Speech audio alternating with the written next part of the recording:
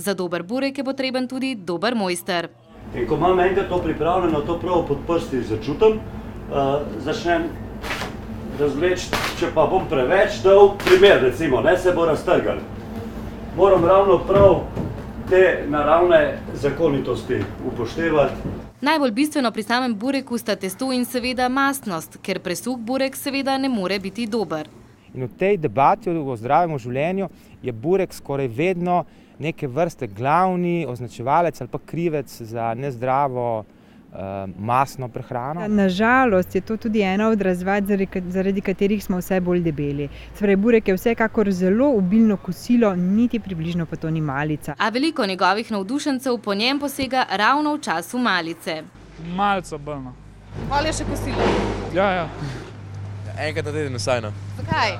Ko je dober, pa pocen. Burek lahko najdemo v najrazličnejših variacijah, a za tega bi zagotovo lahko rekli, da je avtohton slovenski, s kranjsko klobaso, kislim zeljem in skuto. Po priljubljenosti je klasika še vedno v prednosti. Pica pa siroga. Sir. Če ste do nedavnega lahko zavitega ali trikotnega nasitneža kupovali le v kioskih, je zdaj tukaj tudi Burek Catering.